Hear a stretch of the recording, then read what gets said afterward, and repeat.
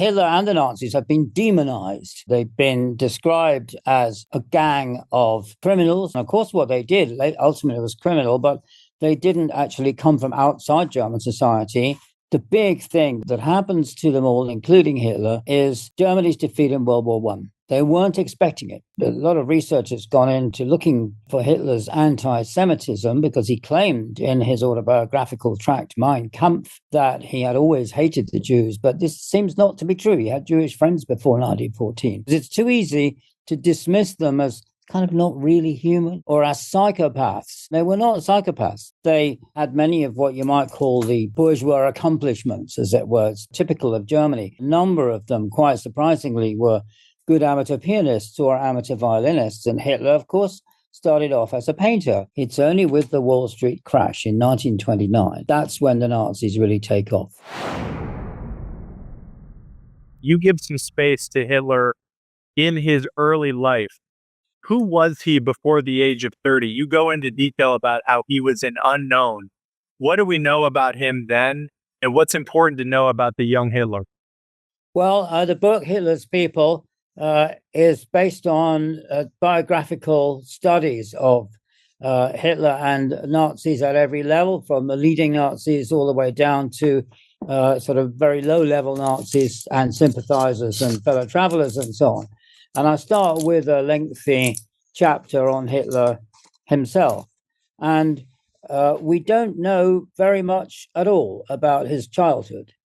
He, if you think about the Kaiser Wilhelm II, from the moment of his birth, it was known that he would be the ruler of Germany when he grew up, and his parents and other people were constantly writing about him. So we know about him in enormous detail. Hitler was completely obscure. He was an absolute nobody. So his father was a customs official on the Austro-German border, and he just had a normal childhood and was brought up in a normal way, when we don't know anything at all in detail about him. Let's continue with Hitler and his early life. You give some space to him living in Vienna early in his life. Am I right that Hitler, we now know, had Jewish friends at one point while living in Vienna? Yes. I mean, Hitler, of course, after World War I, tried to paint a kind of consistent picture of himself looking back. But in fact, like so much of what else he wrote, it was not true.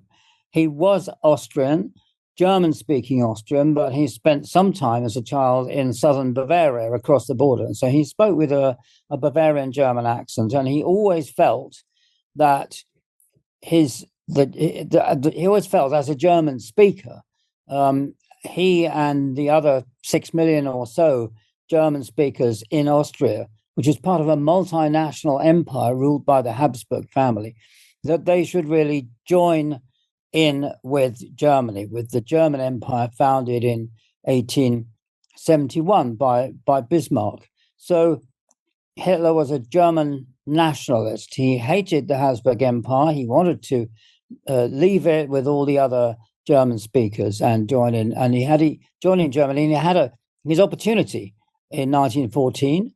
He had already moved from Linz, where he grew up, to Vienna, the capital of Austria, and then to Munich when he came into a legacy from a relative. And it was in Munich that he volunteered for the German army. And there's such chaos at the beginning of World War I.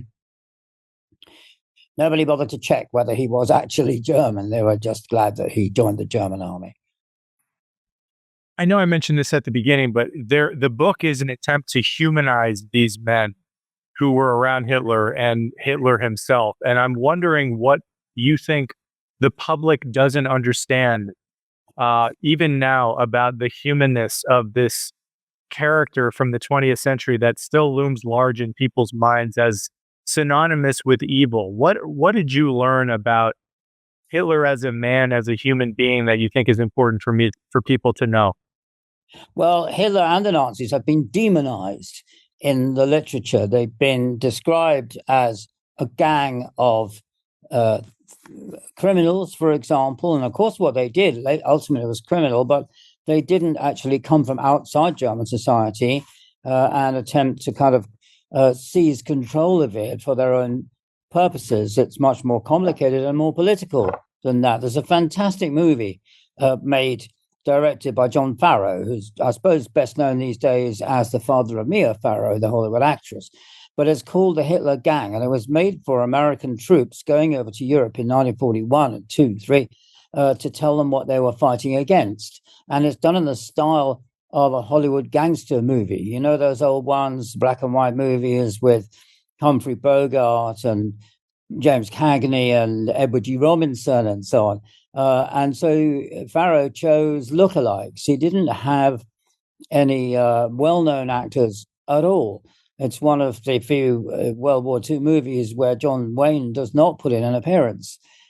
He chose them as lookalikes. So he's got someone who looks very much like Goebbels, someone who looks like Hitler and Goering and so on. And that is very entertaining, but it doesn't really work, because if you look at them, as I did, and you delve into their background, they're all from German society, all from comfortable middle class, relatively well-off backgrounds. You don't find any working class people in the upper or middle ranks of the Nazi Party. You don't find any ex-communists or ex-socialists. They all come from this middle class milieu and they're brought up as strong German patriots and German nationalists and ultra conservatives. And the big thing that happens to them all, including Hitler, is Germany's defeat in World War I. They weren't expecting it, because the German army and its leadership had deceived the German people. They claimed they were winning all the way through, and it was only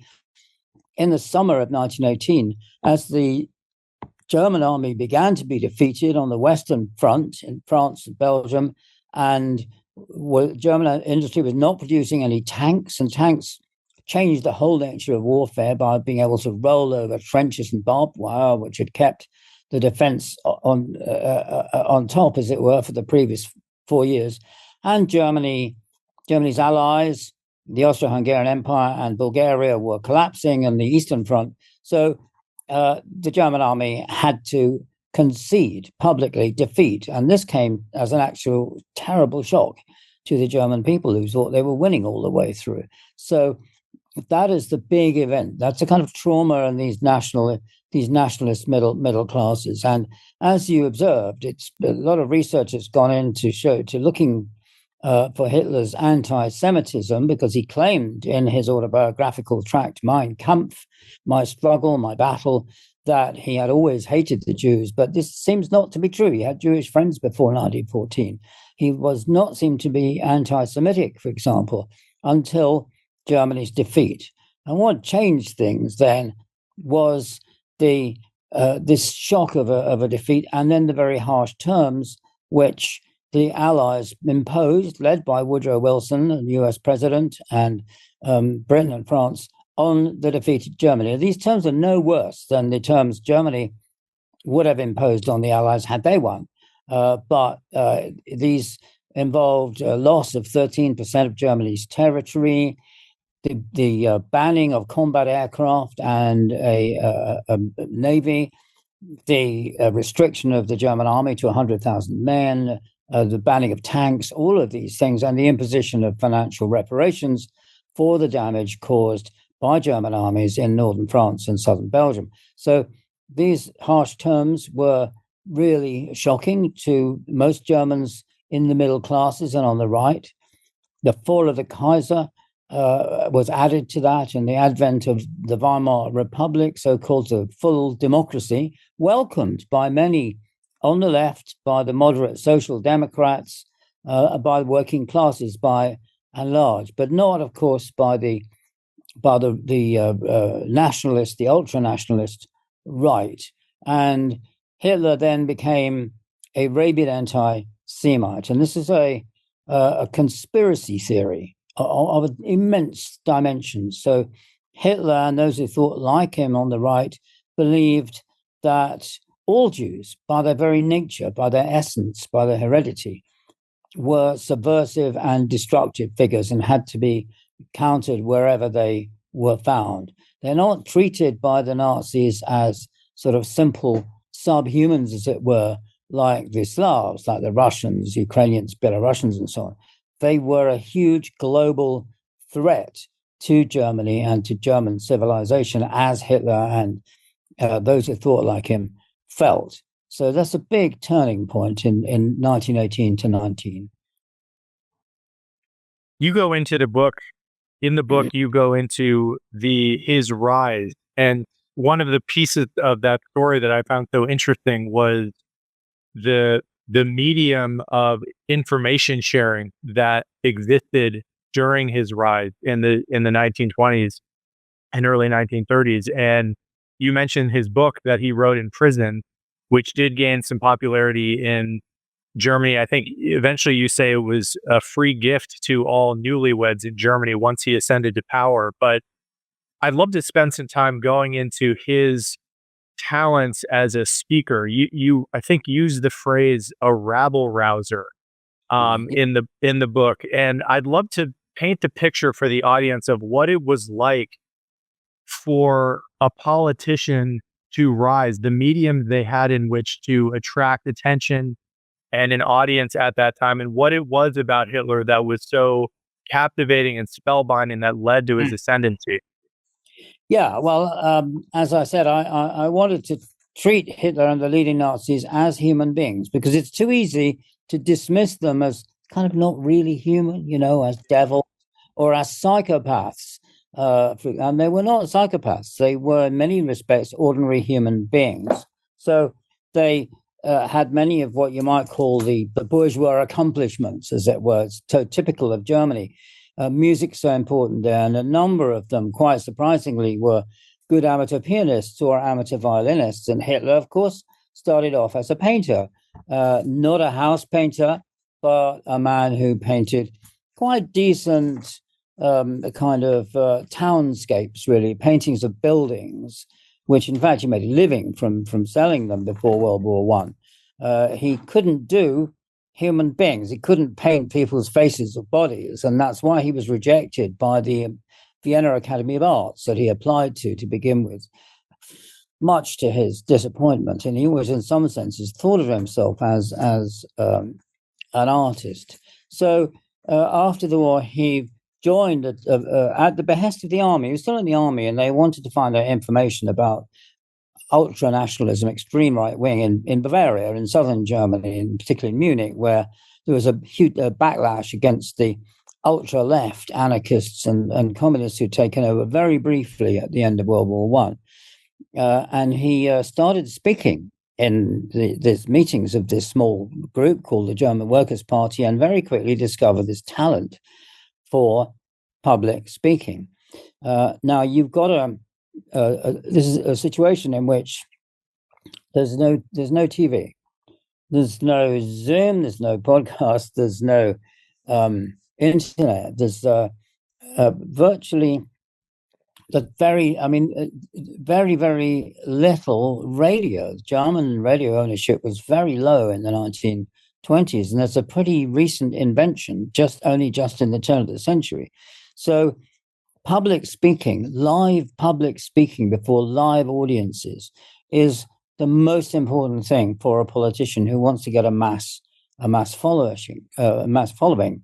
And Hitler was a very, very good public speaker. Fairly soon, his speeches were kind of introduced by bands with razzmatazz and banners and flags and singing and music and all of that stuff. He always arrived late at a meeting. And then you can watch this. There's a film made by one of the people I discuss in my book, Leni Riefenstahl, where he always begins very, very quietly with long pauses. So everybody's kind of straining to hear him. Then when he's got them all, he then starts to wind up his speeching, ending up in an absolute kind of frenzy. And there's a fantastic moment in his big speech at the 1934 Nuremberg rally, which is in Riefenstahl's film, Triumph of the Will, where he's kind of shouting and sweating and showing huge emotion, and overcome, and the crowd goes wild. And he steps back and puts his puts his finger on his chin, and you can see he's thinking, "That's great. That got them going, didn't it?" So it's kind of artificial. He's got a few notes, but basically he kind of is kind of mock extempore in a way. He's supposed to be speaking from the heart without preparation. That's not true. And another thing he did was he's one of the first politicians to use aircraft. So while the old traditional politicians would trundle around on the train or in a car to a meeting, he had an airplane, and he could go to 3 or 4 meetings in a day, thus making it, speaking to many more people.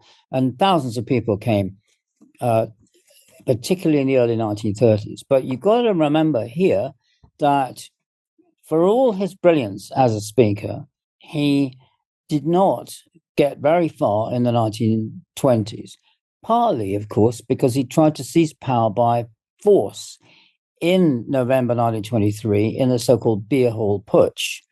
And he was jailed, rather comfortable circumstances, because the judge thought that he was patriotic and he should be treated with kid gloves, and not for a very long time, which is extraordinary since he's tried to seize power by force involving several deaths and a sort of armed clash with the police. But he was banned from public speaking from 1923, from November 23 right through until 28. And in 28, his party, the National Socialist German Workers' Party,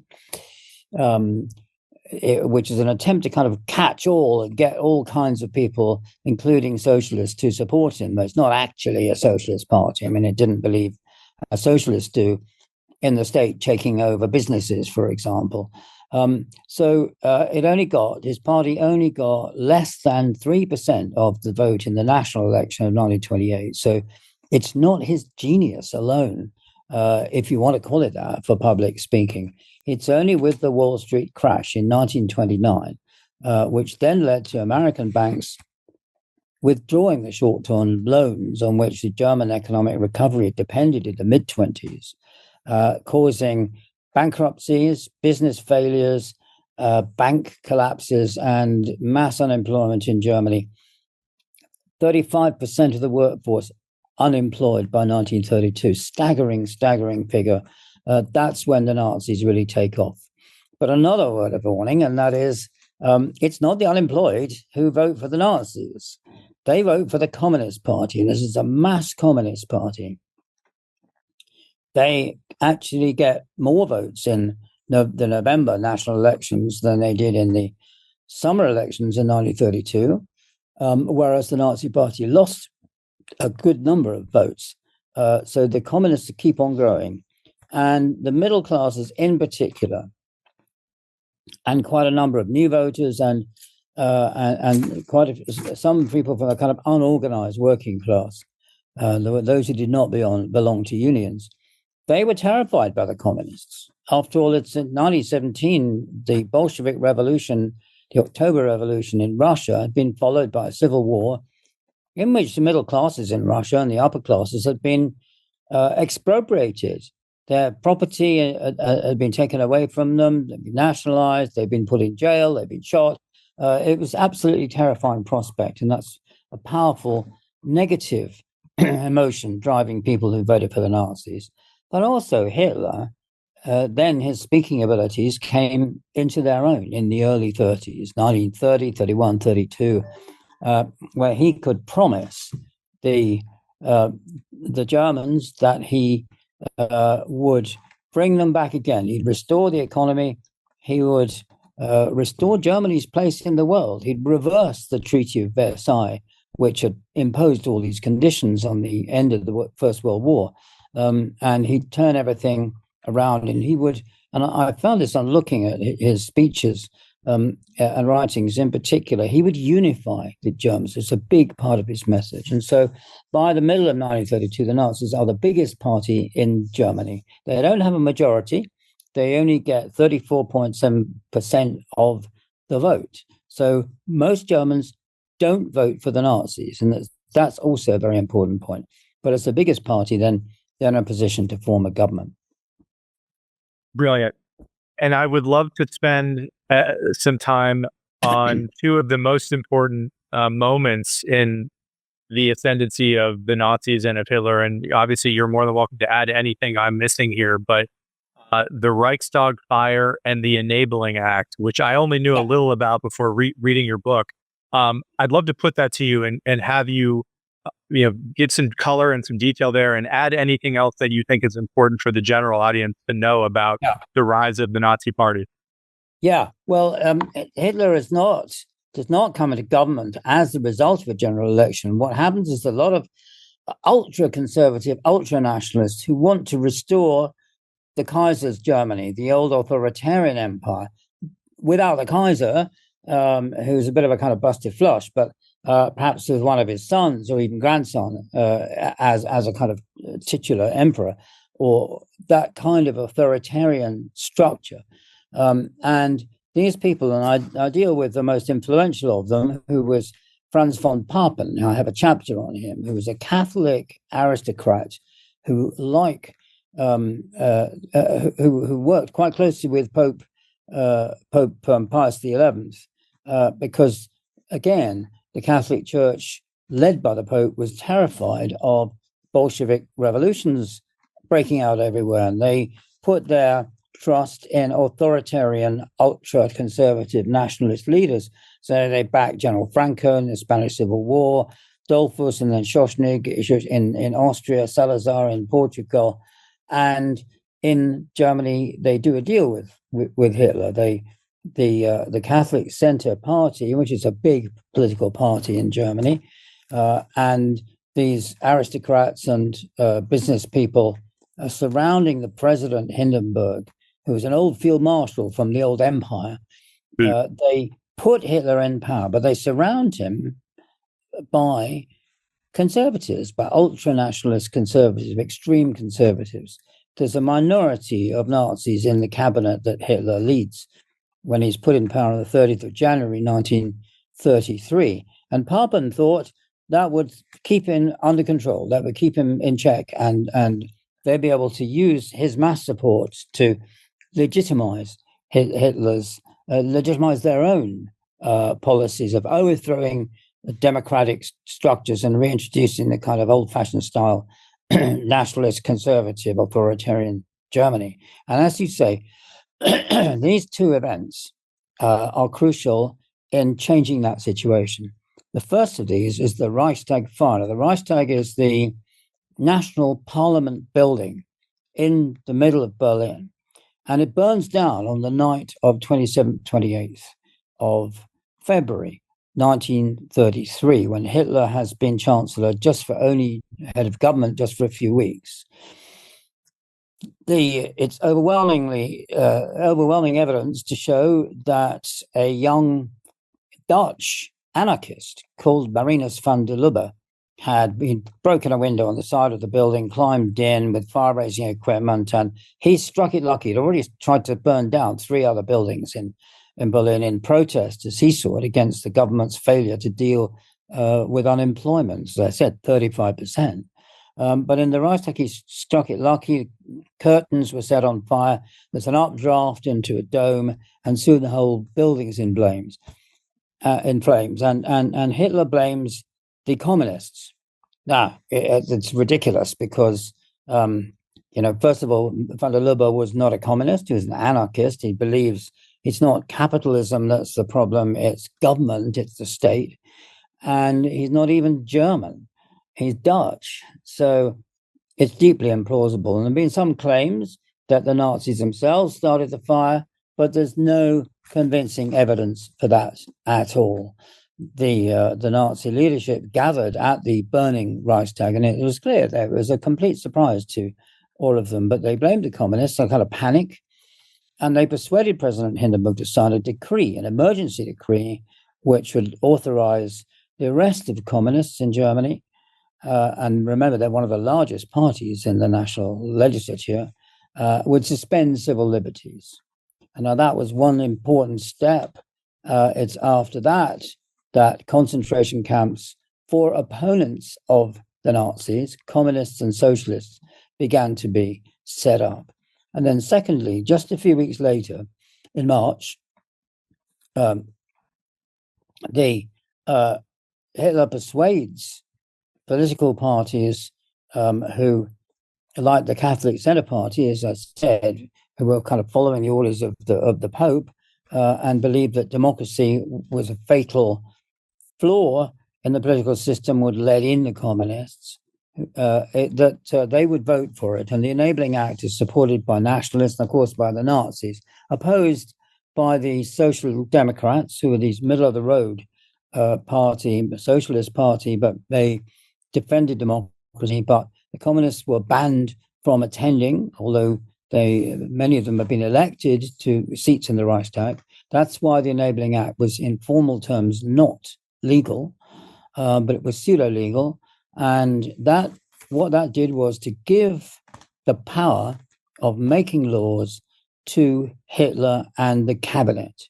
It cut out the president, and it cut out the Reichstag, the legislature. And those are the two formal pseudo-legal justifications for Hitler then replacing the conservative members of his cabinet with Nazis and setting up a fully blown dictatorship with no civil rights, no opposition, only one political party, the Nazi Party, in the summer of 1933. And the last thing to remember is that all of this was accompanied all the way along by mass violence by the Nazis on the streets. So intimidation, bullying, beating up of opponents, even in the free elections in the Weimar Republic of the summer of 1932, over 400 people were killed on the streets. It's unbelievable. And it was this mass violence. By the middle of 1933, there were 2 million uniformed, brown-shirted, jackbooted, heavily armed stormtroopers who then beat up, arrested the opponents of the Nazis, above all communists and socialists, put them in concentration camps for a few weeks, intimidated them, and got them to promise that they would never engage in politics again. Well, and so they would be released only on that promise. Actually intimidated even some of Hitler's allies, as sort of rather token beatings up and deaths and so on. So it's a kind of twin track approach. So there's this mass violence on the streets on the one hand, and intimidation, and there are these two pseudo-legal acts, the Reichstag Fire Decree and the Enabling Act, which provide a kind of fig leaf for the Nazis' seizure of power, which is the right phrase for it. Yeah, absolutely fascinating. Thank you for that. And I know, all of this from a man, Adolf Hitler, who you note in the book, I believe when he initially attempted to get into World War I or get into the military, was declined because he was, quote, too weak as a physical man. He wasn't allowed to participate. And you also note in the book that in his final ascendancy in 1933, that like so many other people had prior in his life, he was massively underestimated as to what he was capable of and what he would do. I would love to spend a little bit more time on Hitler the man. Yeah. And you go into some fascinating detail in the book about the perception that he wanted to give to the public as this austere, non-sexual devotee of the German people, that he was really married to Germany. But you go into plenty of detail in the book about his sexuality, about his personal life, that really sheds light on the truth of that matter. I'd love to spend some time giving you a platform to talk about what we now know about Hitler and his personal life. Yeah, well, he claimed, of course, he always claimed that he didn't have a personal life. He sacrificed everything for Germany. He even refused to take his pay as the head of the German government, although he got royalty payments on the use of his image on postage stamps, so they didn't really need his salary.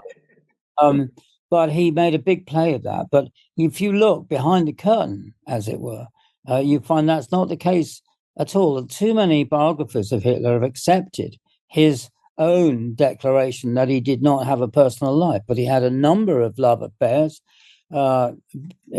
before he took power. And then for most of the time, when he was head of German government, he had a long-term partner whom he eventually married just hours before he killed himself with her, Eva Braun, a much younger woman, again, a ultra right-wing nationalist, anti-Semite, and so on. Perhaps in some ways rather a simple young woman. But if you look at the detailed notes that his doctor, Theo Morel, or one of his doctors, kept on everything he had prescribed Hitler, which drugs, which pills, which preparations, and so on. And he kept these detailed notes in case Hitler should die suddenly and he, Morel, would be accused of poisoning him. So it was in his own interest. And to make it all believable as well, he's not lying, I don't think. And every time Hitler was about to spend a night with Eva Braun, he took a kind of, we call it Viagra in a way in our own time, but it was a kind of rather revolting sounding preparation made from crushed bull's testicles, which is supposed to kind of gen him up for a night of passion with a young woman. So the point here is that he is a human being. Again, it's one of the things I try and say in the book, because it makes it more difficult for us to kind of understand what it's about. We can't just put Hitler and his lieutenants and the other Nazis on one side and say, well, they're all psychopaths. They're not really human. They're not normal in any way. And we have to look at ourselves and we have to ask the question, what are humans capable of? Excuse me. So, yeah.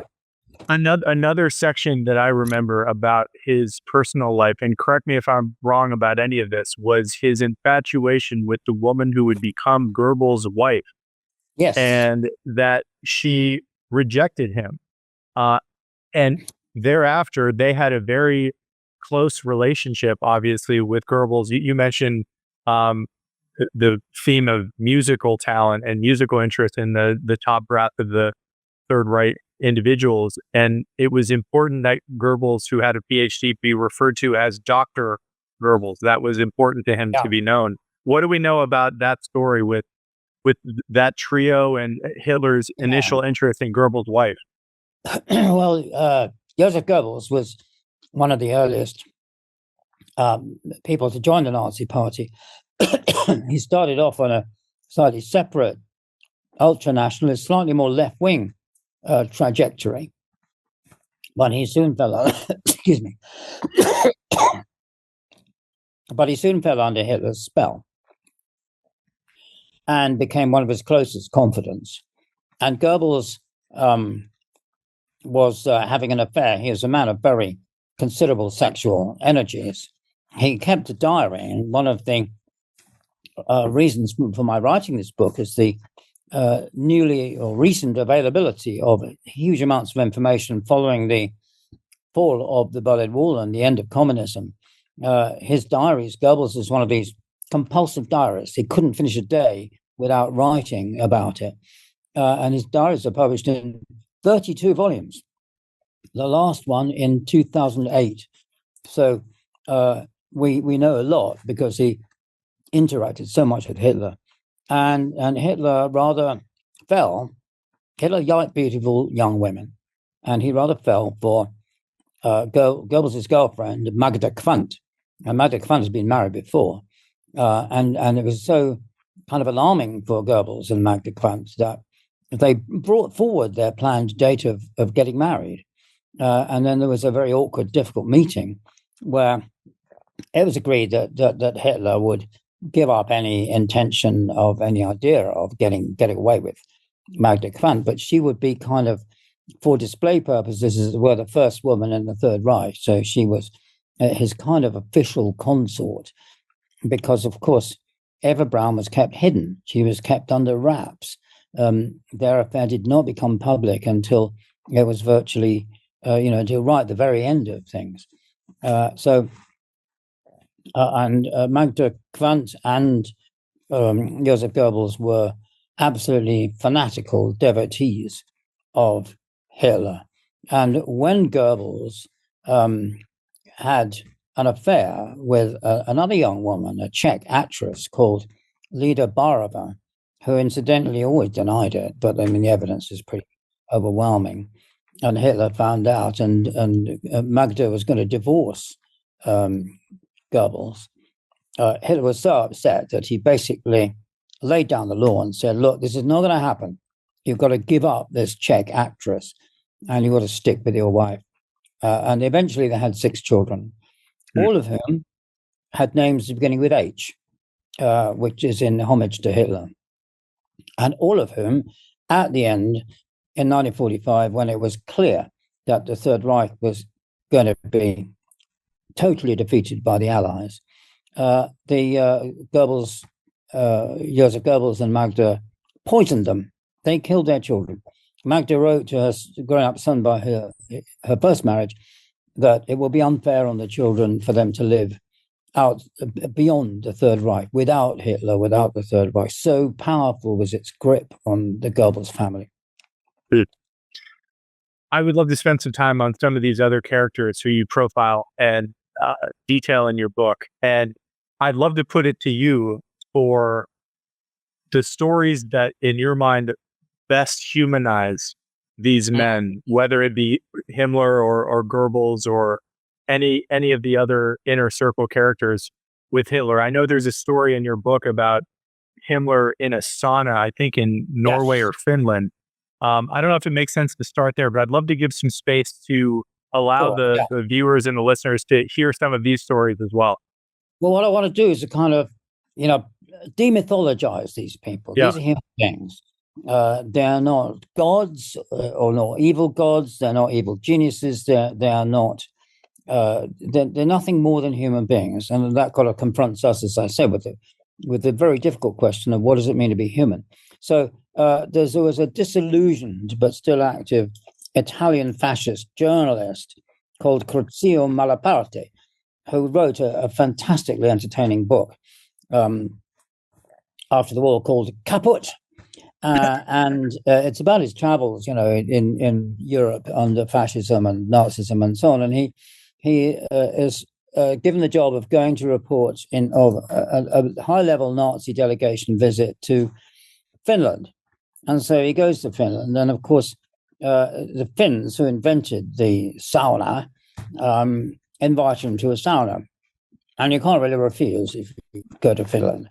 It's a whole ritual. And so he goes to the sauna and opens the door, and there is Heinrich Himmler, head of the SS, architect of the Holocaust, stark naked, sitting on the bench, sweating so profusely from the massive heat generated by a sauna. Malaparte says if he'd waited much longer, Himmler looked as if he would have dissolved into a puddle on the floor. He was sweating so much. So Himmler jumps up, still naked, and gives a Nazi salute, the raised right arm. And the Finnish personnel around in the sauna take that as a signal to begin the next stage, is to get out birch twigs and start whipping him and drive him out into the snow. It's all very good for the circulation, but it's not very dignified. So, and I thought, this can't be true. Malaparte had quite a vivid imagination. He must be making this up. But another set of documents that came out quite recently, just 4 or 5 years ago, was the second volume of Himmler's appointments book, which is quite detailed. It's not just the actual dates and where he is, but what he's doing as well. And I looked up the date. Malaparte says he went for this sauna, and Himmler's appointments book says sauna. So it's true, he did. And Himmler's, again, sometimes treated as some kind of impersonal, abstract, kind of pedantic figure without many human attributes. But he was. Again, he had a wife older than him, and he also had a girlfriend, a mistress. He had children as part of a larger family, and he did have a private life again. I know this word has come up a couple of times during this interview of, psychopath or psychopathy, and the idea that I think is very common in America and elsewhere, probably in the UK, that all of these men were classical psychopaths. And I'd love to ask you, there's a book I learned about years ago called Ordinary Men, which I think I've heard you even reference in interviews. Yeah. Which tells the story of, I think it's German policemen who end up becoming, basically pawns of the Third Reich initiative. And by the end of the book are murdering pregnant women in the street as the Nazis advance into various parts of Europe. I'd love to ask you, just, this is, I guess, more of a philosophical question, but where do you come down on that question? And, I think it's unsettling for most people to learn about some of these stories and realize that these were quote unquote, ordinary people before circumstances allowed them to have the power to enact this sort of depravity. I'd love to put that to you and get your take on where you come down on that subject. Well, it's a book by Christopher Browning, who's an American historian who's devoted his career to studying the Holocaust. And his book, Ordinary Men, which came out in the mid-1990s, describes, using post-war trial documents, which are very vivid and lots of eyewitness reports and so on, of Police Battalion 101, which is drawn from Hamburg, the big North German port city. And he describes these men as ordinary men. And they received orders to shoot Jews in Eastern Europe behind the front line, behind the Nazi invasion of Eastern Europe, when they came across them, men, women, and children. And it's a fantastically dramatic scene where the man who's the officer commanding this battalion receives the orders. He gathers his men together and said, look, we've been told it's really difficult, but we have to shoot these Jewish families. Anybody who wants to step out of the line and say, I'm not going to do it, may do so, and you won't suffer any consequences. And it's important to remember that. The claim that so many German murderers said after the war that I was only obeying orders and I'd have been shot if I didn't is simply not true. But most of them stay, and most of them then engage not only in the shootings of Jewish families they've been ordered to, but then many others as well subsequently. Now, Browning says, so these are ordinary guys, and it could have happened anywhere at any time. But that's not true. Unfortunately for him, first of all, the German police force was part of the SS by the time they did this. It was incorporated in the late 1930s. The policemen were volunteers, and they had rigorous ideological training. A lot of the non-Nazis or people who weren't enthusiastic enough about Nazism were not selected to join this unit. So it's a German, they're Germans, they're German men. It's not just peer pressure, as you might say, in a wartime situation that makes them do these terrible things. It's also ideology. It's also the training in anti-Semitism and this conspiracy theory that all Jews everywhere are plotting, whether they know it or not, to overthrow Germany and undermine civilization. That's shared by all of them. And the counter argument is that by a then young American political scientist, Daniel Jonah Goldhagen, that in fact murderous, exterminatory anti-Semitism was kind of hardwired into the German character when Germans started having a kind of national consciousness in the 19th century. That doesn't work either, because in the elections of the Weimar Republic, and I remember, as I said, the Nazis only ever got just over a third of the vote in a free election.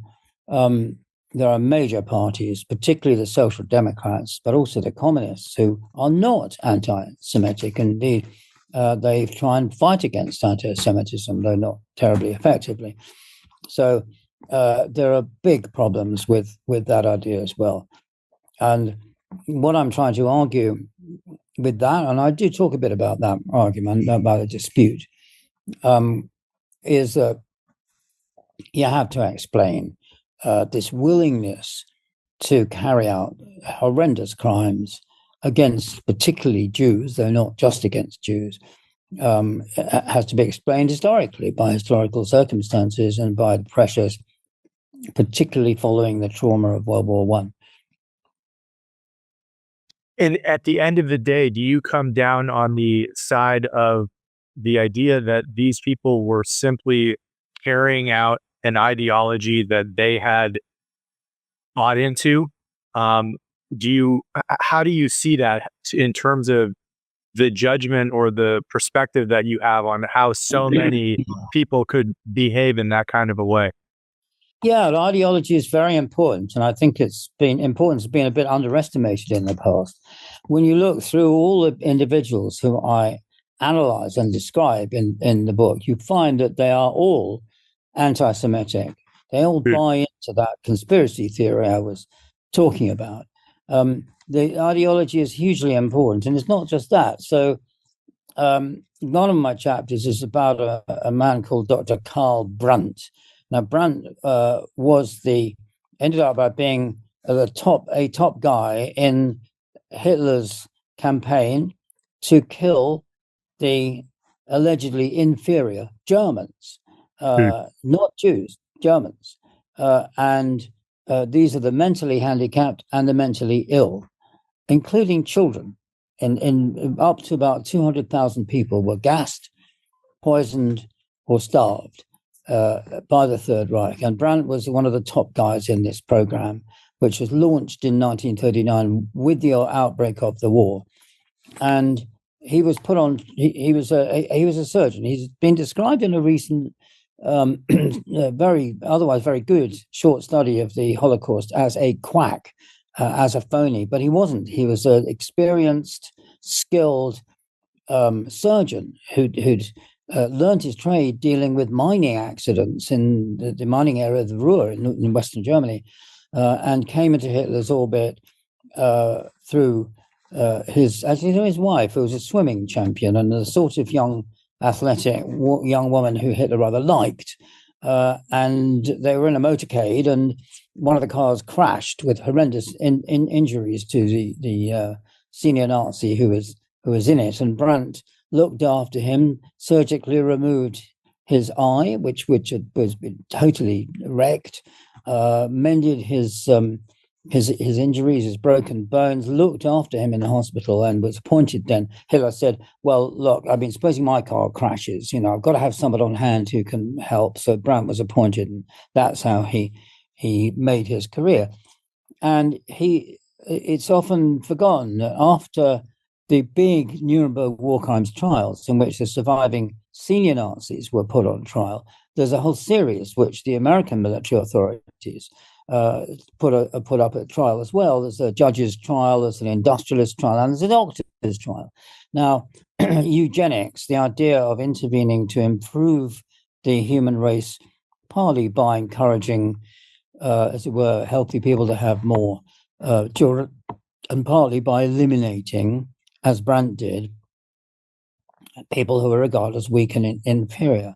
And Brandt could not believe that he was being put on trial, that he couldn't accept that everything he'd done had been a total violation of globally accepted medical ethics and medical norms. So remember the Hippocratic Oath is to do the sick no harm. And here he'd been masterminding the murder of 200,000 of them. And he went to the scaffold protesting, I've only ever wanted to help humanity. I've wanted to improve humanity. And in the end, the American sergeant, who was the executioner, got fed up with this, popped the bag over his head and pulled the lever. And that was that, while he was still talking. He just couldn't accept it. And one of the most shocking things I found was the fact that these people, insofar as they survived, could not admit to guilt, shame, or responsibility for what they'd done. They either couldn't see it, as Brandt, or they just tried to deny it, like Hitler's Minister of Munitions, for example, Albert Speer, or the film director Leni Riefenstahl, who consistently denied that both of them, that they'd ever known about the atrocities the Nazis committed. Yeah, I found it rather depressing, really. I can see that. I think this is a good segue. I know we have 10 minutes or so left with each other, and I would love to bring this back to Yeah. modern times and give you space to, in your vast career of studying the Third Reich Yeah. and spending so many years researching this phase of history, which is still less than 100 years, really, from now, um, prior to now. What warning signs, what you think is important, why this matters for people now to know about, to keep in mind about what human beings are capable of, the threat Yeah. of ideology. How do you see that? Well, I think the first warning from history is that we must preserve, insofar as we can, the essence of democracy, of representative democratic political institutions. We have to defend them. We have to protect them. We have to allow ourselves, the public, to be protected from dictatorship, from dictators and those who would harm us. And the second one is that we have to nip racism in the bud. As soon as we see some kind of racism, anti-Semitism, for example, we have to stop it because otherwise there's a chance that it will develop and degenerate until it slides into murder, cruelty, and torture against a racially defined, allegedly inferior people. As soon as we start thinking about people as not being fully human, which is what the Nazis did with the Jews, the Nazis did with the so-called Slavs, with the Poles, Belarusians, Ukrainians, Russians, and so on, then that's a slippery slope to murder and torture. And that's one reason why I am insisting in the book that the Nazis themselves were human. I don't want to reproduce their own contempt for groups of people they didn't like and describe them as not human. Yeah. I know you mentioned in the book that I believe the plan, if the Nazis would have been successful in Operation Barbarossa, was to exterminate something like 45 million Slavs. That That's was right. a second act that they were hoping to enact for themselves. And when you look around the world today, and obviously we're talking in late 2024 and Yeah. things are always dynamic and changing, but what are the threats in your mind that you see, if any, to burgeoning racism, threats of fascism? I know you talk a lot about how there are, the rise of strongmen and dictatorship in modern times. And I'd love to put that to you and get your wisdom as to what you see and what you think a lay audience that may come across this should be looking out for. Well, one of the things about Nazism was, as I said earlier, Hitler was put into power essentially by conservative nationalists who wanted to go back to the old Kaiser's regime, but did not. They were anti-Semitic. They may have wanted to deprive Jews of full citizenship rights, but they were not the kind of people who would create extermination camps and commit mass murder. And in fact, quite a lot of the military officers during the war, and I study one of these in the book, an obscure general, because I didn't want the famous ones like Rommel, called Wilhelm Ritter von Leeb, who didn't approve of the mass murder of the Jews, but were kept quiet by massive bribes from Hitler and threats of dismissal and so on. But so I think we have to be very, very careful about collaborating with extreme exterminatory, anti-democratic, racist parties. You can see this in Germany. There is an extreme party that's got particularly strong support in the former communist East called the Alternative for Germany. And all the mainstream parties are saying that they are not going to collaborate with them at all in any way. And I think that's absolutely the right way of doing it. So that's one thing. You don't have any truck with them. Fair enough. And maybe as my final question, I know you've done plenty of these interviews over the years, and I'd maybe love to close with answering any question you've never been asked, or a subject that you still think we get wrong or the public doesn't properly understand about the Third Reich? It's a very open-ended way to close, but I'd love to put that to you to give you space to address anything that's just been on your mind that you think is appropriate and important. Well, it's about fascism. So you find in the recent US presidential election, Kamala Harris and a lot of other people, including historians who should really know better, have been describing your next president, Donald Trump, as a fascist. And I don't think this is helpful at all. Not that I sympathize with him or approve him or right, but fascism was the creation of World War One. It was a militaristic movement, both in Italy and in Germany and in other countries like Romania, where which had as its heart militarism and violence. Now, fascists like Mussolini and Hitler were invading other countries. They wanted to create empires. They wanted to dominate the world. And I found some documentation. He says this quite openly to his supporters before he comes to power. Germany is going to dominate the world. And so, if Hitler had been in charge of the mob that invaded the capital on January the 6th, 2021, they'd all have been dressed in jackboots and brown shirts and been goose-stepping. They wouldn't have been a motley crew, disorganized like that. Donald Trump, for good or ill, has always wanted to withdraw American troops from the rest of the world. He was the originator of the idea, botched, of course, of withdrawing American troops from Afghanistan. So I think that's the first difference, and I think we have to remember that. The Nazis wanted to control business.